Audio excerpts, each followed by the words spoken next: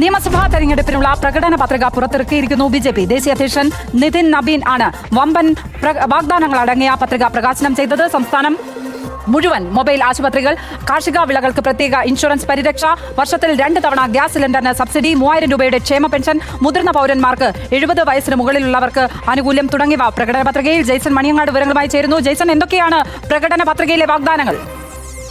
പ്രകടന പത്രികയിലെ ഏറ്റവും ആകർഷണം എന്ന് പറയുന്നത് ഭക്ഷ്യ ആരോഗ്യ സുരക്ഷാ കാർഡ് തന്നെയാണ്. അത് എല്ലാ വനിതകൾക്കും നൽകും എന്നുള്ളതാണ് ബിജെപിയുടെ ഇപ്പോഴത്തെ പ്രകടന പത്രികയിലെ വാഗ്ദാനം.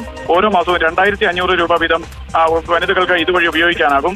ഭക്ഷ്യ സാധനങ്ങൾ വാങ്ങുന്നതിന്, മരുന്നുകൾ വാങ്ങുന്നതിനൊക്കെ ഇത് ഉപയോഗിക്കാം എന്നുള്ളതാണ്. ഒന്ന് കാർഷിക വിളകൾക്കുള്ള പ്രത്യേക ഇൻഷുറൻസ് പരിരക്ഷയാണ്. അത് ലക്ഷ്മി പത്മ നേരത്തെ സൂചിപ്പിച്ചിരുന്നു. എയിംസ് കേരളത്തിൽ എന്നുള്ളതാണ് ഏറ്റവും പ്രധാനപ്പെട്ട മറ്റൊരു കാര്യം. ആരോഗ്യരംഗത്ത് കൂടുതൽ മികച്ചതാക്കുന്നതിന്റെ ഭാഗമായിട്ടാണ് എയിംസ് കേരളത്തിലെത്തുന്നത്. പിന്നെ ഓണത്തിനും ക്രിസ്മസിനും സൗജന്യമല്ല സബ്സിഡിയോടുകൂടി 2 ഗ്യാസ് സിലിണ്ടർ നൽകാനും ഇതിൽ പറയുന്നുണ്ട്. മറ്റൊന്ന് ഏറ്റവും പ്രധാനപ്പെട്ട സൗജന്യ കുടിവെള്ള കണക്ഷനാണ്. 20,000 ലിറ്റർ വരെ വെള്ളത്തിന് സൗജന്യം എന്നുള്ളതാണ് ബിജെപിയുടെ വാഗ്ദാനം. പിന്നെ ക്ഷേമ പെൻഷൻ ആണെങ്കിൽ ക്ഷേമ പെൻഷനുകൾ 3000 രൂപയാണ് ബിജെപി വാഗ്ദാനം ചെയ്യുന്നത്. 70 വയസ്സിന് മുകളിലുള്ളവർക്കും വിധവകൾക്കുമാണ് 3000 രൂപ ക്ഷേമ പെൻഷൻ നൽകുക. പിന്നെ വികസിത കേരളത്തിനായി ഹൈ സ്പീഡ് റെയിൽ പദ്ധതിയാണ് ഏറ്റവും പ്രധാനപ്പെട്ട മറ്റൊരു വാഗ്ദാനമുള്ളത്. തിരുവനന്തപുരത്ത് നിന്ന് കണ്ണൂർ വരെയുള്ള അതിവേഗ റെയിൽവേ പാതയാണ്. നേരത്തെ നമുക്കറിയാം, നേരത്തെ തന്നെ ഇത്തരത്തിലുള്ള ആലോചനകൾ പല ഭാഗത്തു നിന്നും ഉണ്ടായതാണ്. ഇതിൽ അതിവേഗ റെയിൽ പാതയിൽ മറ്റ് 2-3 പാതകൾ കൂടിയുണ്ട്. കോഴിക്കോട് നിന്ന് കൽപ്പറ്റ വരെ പോകുന്ന മറ്റൊരു അതിവേഗ പാത, തൃശ്ശൂർ മുതൽ പാലക്കാട് വരെ മറ്റൊരു അതിവേഗ പാത. ഇത്തരത്തിൽ 2 കാര്യങ്ങളാണുള്ളത്. ശബരിപാതയുടെ വികസനവും ഇത്തവണത്തെ പ്രകടന പത്രികയിലുണ്ട്. ശബരിപാത ചെങ്ങന്നൂർ മുതൽ പമ്പ വരെ മറ്റൊരു പാതയും, പത്തനംതിട്ട മുതൽ പമ്പ വരെ മറ്റൊരു പാതയും, അങ്ങനെ 2 പാത വികസനം നടക്കും എന്നുള്ളതാണ് മറ്റൊരു പ്രധാനപ്പെട്ട കാര്യം. നമുക്കറിയാം, നേരത്തെ തന്നെ നിലമ്പൂർ നഞ്ചൻകോട് റെയിൽവേ നിരവധി തർക്കങ്ങൾക്കൊക്കെ ഒടുവിൽ ഉപേക്ഷിച്ചതാണ്. ആ നിലമ്പൂർ നഞ്ചൻകോട് റെയിൽവേ പദ്ധതിയുടെ വീണ്ടും ചിന്തിക്കുകയും വീണ്ടും തുടങ്ങാനുള്ള നീക്കവും ബിജെപി നടത്തും എന്നുള്ളതാണ് ഒരു പ്രധാനപ്പെട്ട. അധ്യക്ഷൻ നിതിൻ നബീനാണ് പ്രഖ്യാപിച്ചുകൊണ്ടിരിക്കുന്നത്. ഒരുപാട് വാഗ്ദാനങ്ങളാണ്. വിനോദ് ചേർന്നുണ്ട് വിശദാംശങ്ങളുമായി. വിനോദ്, ഒരുപാട് വാഗ്ദാനങ്ങൾ നിതിൻ നബീന്റെ വാക്കുകളിൽ നിന്ന് വ്യക്തമാകുന്നുണ്ട്. ഒന്ന്, എയിംസ് യാഥാർത്ഥ്യമാകും, മെട്രോ സർവീസുകൾ, അങ്ങനെ തുടങ്ങി 20,000 ലിറ്റർ കുടിവെള്ളം കൊടുക്കുന്നതാവട്ടെ, അല്ലെങ്കിൽ 2500 രൂപയ്ക്ക് സ്ത്രീകൾക്ക് ക്ഷേമമായിട്ട് കൊടുക്കുന്നതായിക്കോട്ടെ, അങ്ങനെ പല വാഗ്ദാനങ്ങളാണ് നടത്തുന്നത്. എന്താണ് ഇന്ത്യയുടെ മനസ്സിൽ? ഹരി, വളരെ വലിയ മുന്നേറ്റമാണ് സംസ്ഥാനത്ത് BJP ലക്ഷ്യം വയ്ക്കുന്നത്, NDA ലക്ഷ്യം വയ്ക്കുന്നത്. അതിൻ്റെ ഒരു ഭാഗമായി തന്നെ ഈ പ്രകടന പത്രിക കാണണം. സാമാന്യ ജനങ്ങളെ ലക്ഷ്യമിട്ടുള്ള ഒരു പ്രകടന പത്രിക അത് തന്നെയാണ് നമുക്ക് ഈ പ്രഖ്യാപനത്തിൽ കാണാൻ കഴിയുന്നത്. ഏറ്റവും പ്രധാനപ്പെട്ട കാര്യം, പാവപ്പെട്ട കുടുംബങ്ങളിലെ വനിതകൾക്ക് പ്രതിമാസം 2500 രൂപ റീചാർജുള്ള ഒരു ഭക്ഷ്യ ആരോഗ്യ സുരക്ഷാ കാർഡ് നൽകും. ഇത് പലചരക്ക് സാധനങ്ങൾ വാങ്ങാനും മരുന്ന് വാങ്ങാനും ഉപയോഗിക്കാം എന്നതാണ് പ്രധാനപ്പെട്ട കാര്യം. മറ്റൊന്ന്, ക്ഷേമ പെൻഷൻ 3000 രൂപയാക്കി ഉയർത്തുന്നതാണ്. ഗൃഹനാഥകൾക്കും വിധവകൾക്കും 70 വയസ്സിന് മുകളിലുള്ള മുതിർന്ന പൗരന്മാർക്കും പ്രതിമാസം 3000 രൂപ ക്ഷേമ പെൻഷൻ എന്ന വാഗ്ദാനം BJP മുന്നോട്ട് വയ്ക്കുന്നു. അതോടൊപ്പം തന്നെ പിന്തുണ ആവശ്യമുള്ള എല്ലാ വിളകൾക്കും താങ്ങുവില MSP ഉറപ്പാക്കും എന്ന കാര്യം. തോട്ടം മേഖലയിലെ നിയമങ്ങളും വനനിയമങ്ങളും ഭേദഗതി ചെയ്ത് പ്ലാന്റേഷൻ ഭൂമിയിൽ ഇടവിള കൃഷി നടത്തുന്നതിനുള്ള അവസരം ഒരുക്കും എന്ന കാര്യം പറയുന്നു. MSPയുമായി ബന്ധപ്പെട്ട് നേരത്തെ നമുക്കറിയാം വലിയ തർക്കങ്ങളൊക്കെ ഉണ്ടായതാണ്. ഏതായിരുന്നാലും ഈ പ്രകടന പത്രികയുടെ ഭാഗമായി അത്തരമൊരു പ്രഖ്യാപനമുണ്ട്. ആയുഷ്മാൻ ഭാരത് പദ്ധതി എല്ലാ മലയാളികൾക്കും ലഭ്യമാക്കും. അടിയന്തര ചികിത്സാ ആവശ്യങ്ങളിൽ ഇതൊരു വലിയ സുരക്ഷാ കവചമായി മാറുമെന്ന് ഇതിൽ പറയുന്നുണ്ട്. പ്രകടന പത്രിക അത്തരമൊരു കാര്യം ഉറപ്പു നൽകുന്നു.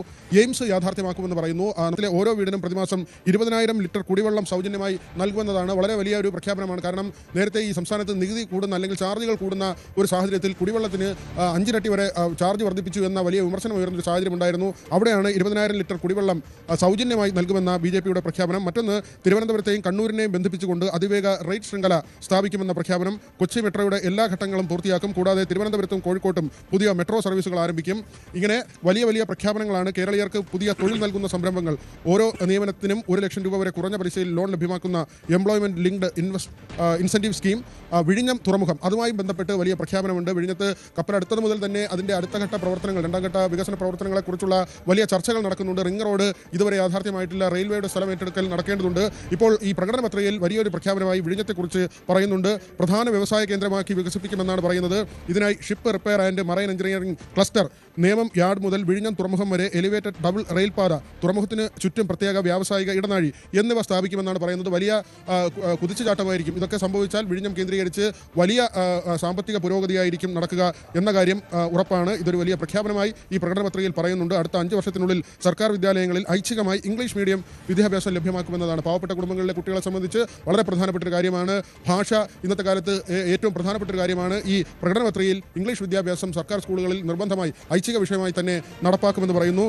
മറ്റൊന്ന്, നമുക്കറിയാം ശബരിമലയുമായി ബന്ധപ്പെട്ട് നിൽക്കുന്ന ഇപ്പോഴത്തെ വലിയ ഈ സ്വർണ്ണക്കൊള്ളയുമായി ബന്ധപ്പെട്ട് നിൽക്കുന്ന ഈ രാഷ്ട്രീയ കോലാഹലമാണ്, രാഷ്ട്രീയ യുദ്ധമാണ്. അതുമായി ബന്ധപ്പെട്ട് ഇതാ BJPയുടെ പ്രകടന പത്രികയിൽ പറയുന്നത് ക്ഷേത്രഭരണത്തിൽ ഭക്തരുടെ പങ്കാളിത്തം വർദ്ധിപ്പിക്കുന്നതിനായി ദേവസ്വം ബോർഡുകൾ പുനഃസംഘടിപ്പിക്കുമെന്നതാണ്. ഇതിലൂടെ ശബരിമല, ഗുരുവായൂർ തുടങ്ങിയ എല്ലാ ആരാധനാലയങ്ങളും സംരക്ഷിക്കും. ശബരിമല സ്വർണ്ണക്കൊള്ളയിൽ സമയബന്ധിതമായ CBI അന്വേഷണം നടത്തി അഴിമതിക്കാരെ നിയമത്തിന് മുന്നിൽ കൊണ്ടുവരുമെന്ന് പറയുന്നു. ഇപ്പോൾ EDയുടെ അന്വേഷണമാണ് നടക്കുന്നത്. നമുക്കറിയാം CBI അന്വേഷണമൊക്കെ ആവശ്യപ്പെട്ട് രാജീവ് ചന്ദ്രശേഖർ ഉൾപ്പെടെയുള്ളവർ ഹൈക്കോടതിയെ സമീപിച്ച നിലയുണ്ടായിരുന്നു. അതിൽ പ്രാഥമികമായ നടപടികൾ ഉണ്ട്. പക്ഷേ അതിലേക്ക് CBIയുടെ ഒരു വലിയ അന്വേഷണം വരും എന്ന കാര്യം ഇതാ ഈ പ്രകടന പത്രികയിൽ ഉറപ്പിച്ചു പറയുന്നു. ഭക്തർക്കായി അടിസ്ഥാന സൗകര്യങ്ങൾ വികസിപ്പിക്കുന്നതിന് ശബരിമല അടിസ്ഥാന സൗകര്യ മിഷൻ ആരംഭിക്കും.